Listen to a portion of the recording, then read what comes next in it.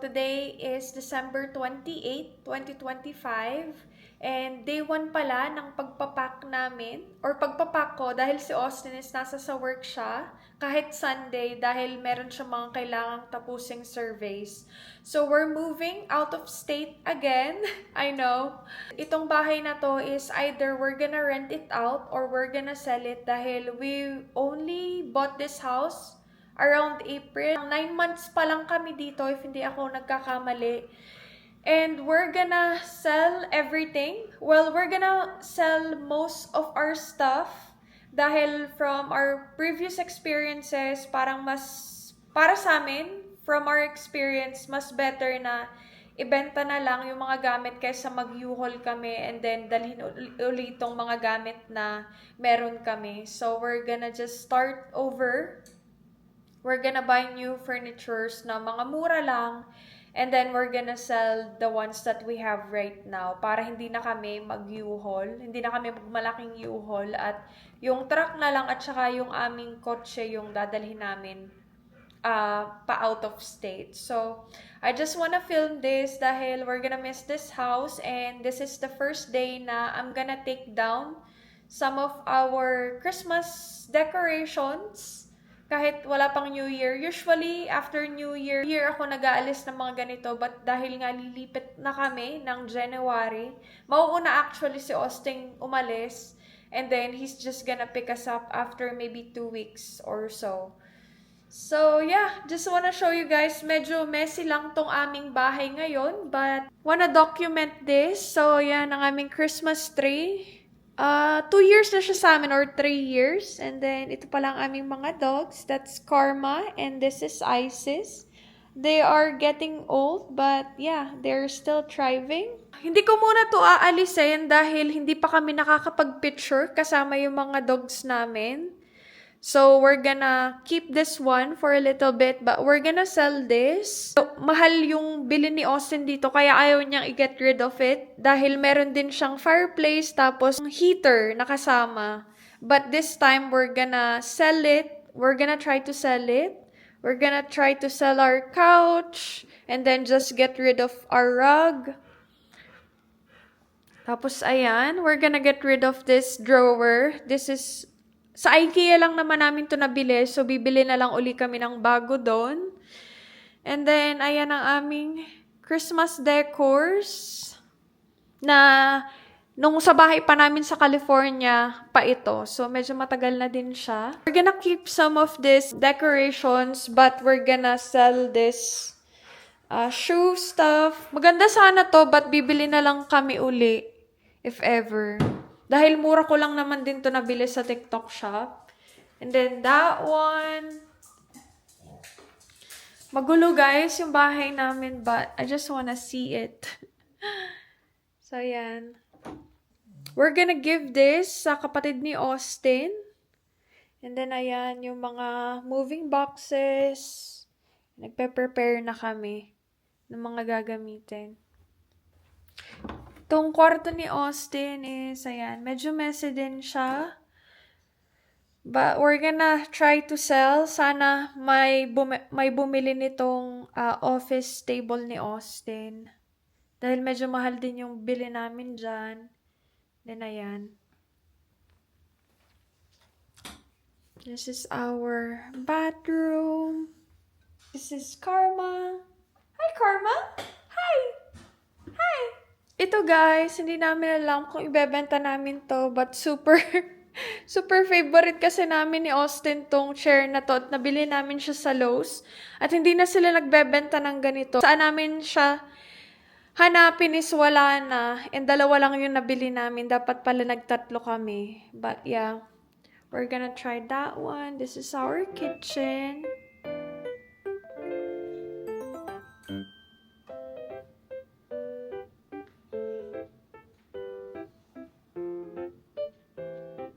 So yeah, we're gonna sell this one as well.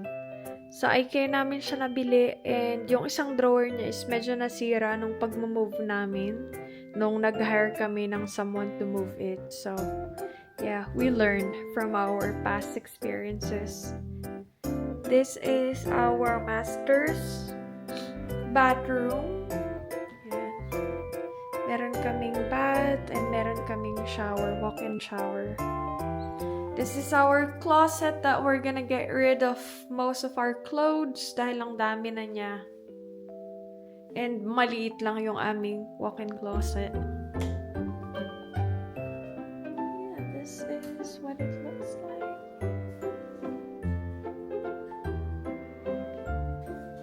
Ating laundry area.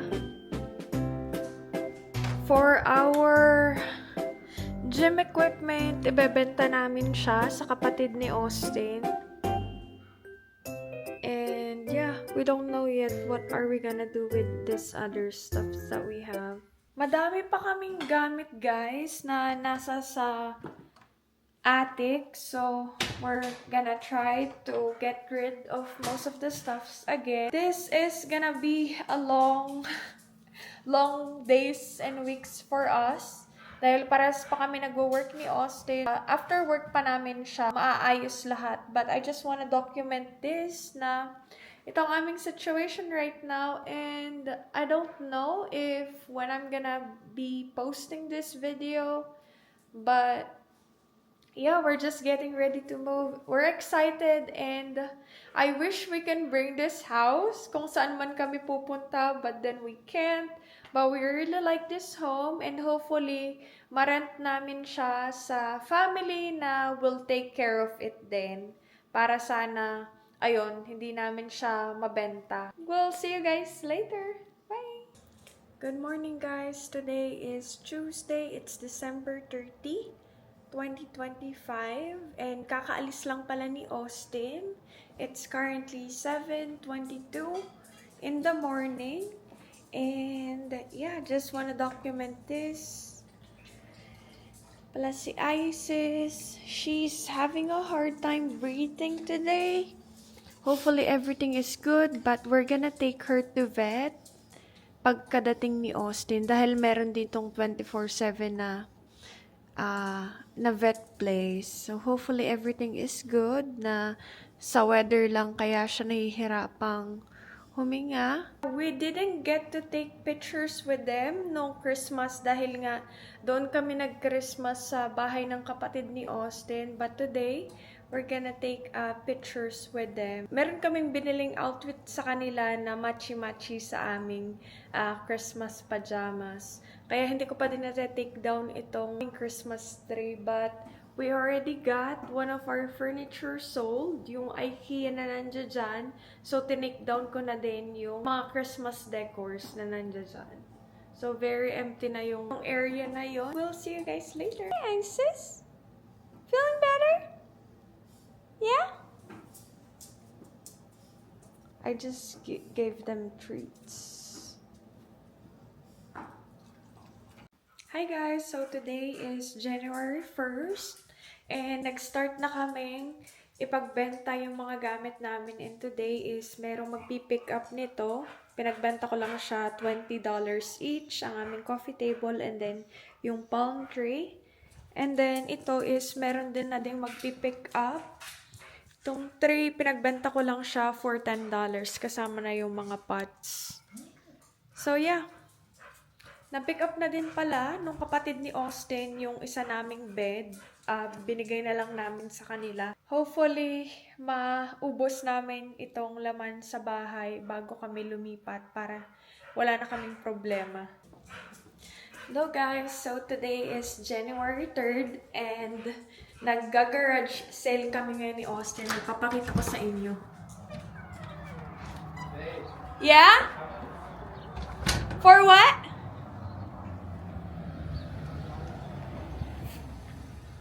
Huh? Here. How much for my shirts? This one's? Mine. Oh, $5. And maybe the jackets are 10. This. Okay, so we got most of the tools sold. And then, meron pa kami dito. Mga clothes. Yeah. Just a few more.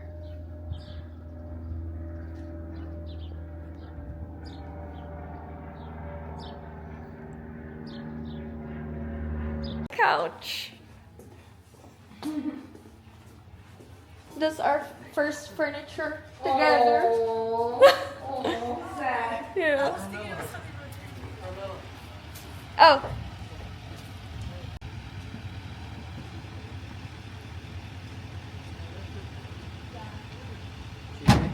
Yeah. Thank you.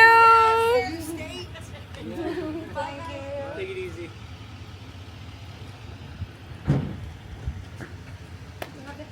They have just a little bit left. Yeah. Yeah, the guys.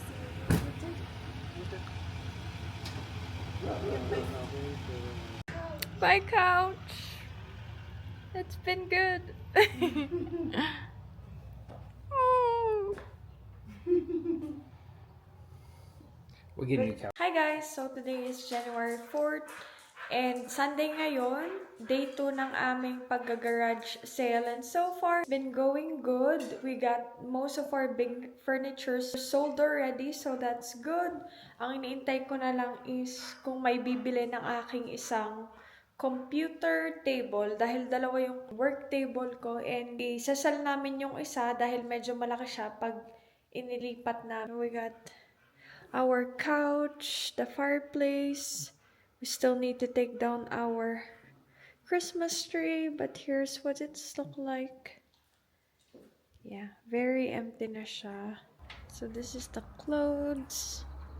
Yan, tatlo na lang yung sarak ni Austin, and there's few more sa akin, but yeah, we're happy we got that one. Mga tools.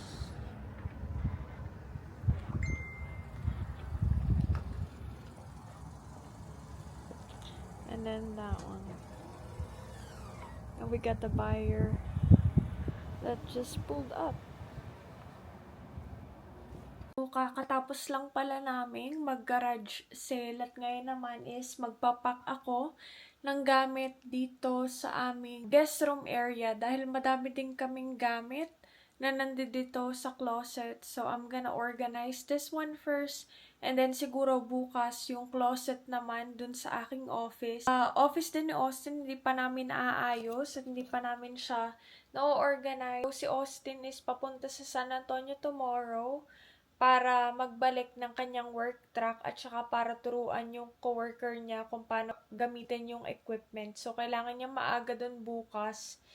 And then, hindi pa kami sure kung Wednesday or Friday ba siya pupunta or magdadrive papunta dun sa kanyang new work. So, ang kanyang starting is next Monday. So, kailangan niyang mag-drive doon dahil medyo mahaba yung drive niya at dadalhin niya yung aming Corolla. Ito ang ating situation right now. I have some boxes that's already been packed, but too many more boxes. Pero medyo okay ngayon dahil yung box namin before is parang dalawang extra large na box para sa mga damit. And ngayon is parang dalawang medium boxes na lang each para sa amin ni Austin. So, madami kaming pinamigay, madami kaming nabenta today. Kahit pinagbenta namin siya ng mga $1 lang para maubos namin. But yung mga hindi nabenta is pupunta kami sa Goodwill para i-donate siya. Para hindi na namin siya dalhin paglipat uli namin. So, I just took down yung aming Christmas decor dito sa window na mga snowflake at hindi ko pa na-take down ang aming Christmas tree. So, siguro mamaya ko gagawin yung Christmas tree para, ayun, medyo ma-organize na kahit papaano. It's gonna be long days for the next few days for me and for Austin. Especially kay Austin dahil ang dami niyang drive na kailangan gawin. And ayun, super hectic nga din ang schedule niya.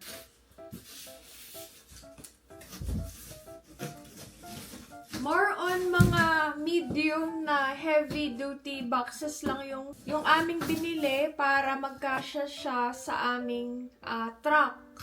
Dahil balak namin hindi kami magmalaking U-Haul this time dahil mostly naman ang gamit namin is napagbenta na namin.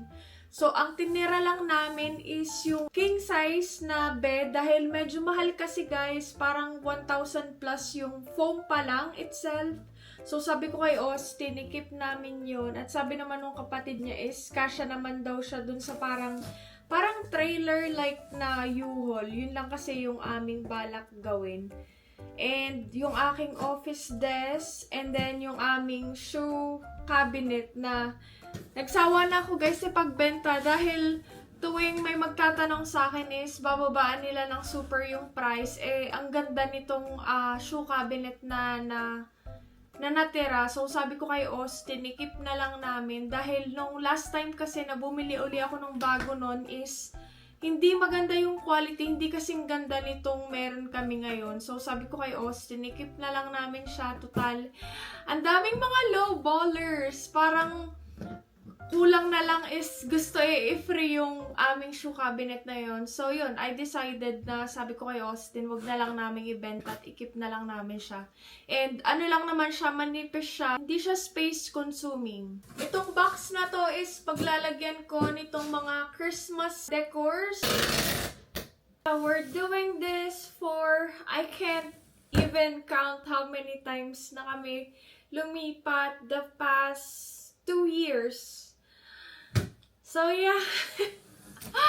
And I know na itong paglipat namin na to is hindi pa din to yung forever home namin dahil magre-rent lang muna kami for a while dahil hindi pa namin sure kung saan namin gusto. Saang area ba or if ever na magpalipat si Austin ng location din sa work niya para mas malapit sa family. But we'll see. So, we're planning to rent a house doon sa pupuntahan namin. Wala pa kaming nakokontak dahil the past few days is holiday nga. Tapos nung nag-try akong mag-contact nung isa, hindi naman ako kinall back. Siguro this Monday na lang. Para lahat ng tao is balik office na din. So si Austin is mauuna siya sa amin ng 2 weeks. Hopefully makalipat kami doon ng para kasing may holiday this Monday, this coming January something, which is matatapat siya sa Monday. So, ang balak namin dahil working na nga si Austin is magpa-fly back siya papunta dito and then idadrive niya kami with yung aming truck. And then, may kami na maliit na trailer U-Haul. Sana matuloy kami this January dahil kung hindi pa namin alam kung kailan kami makakalipat. But for sure, si Austin is mauuna sa amin siya doon. Ko lang at saka yung mga dogs namin dito.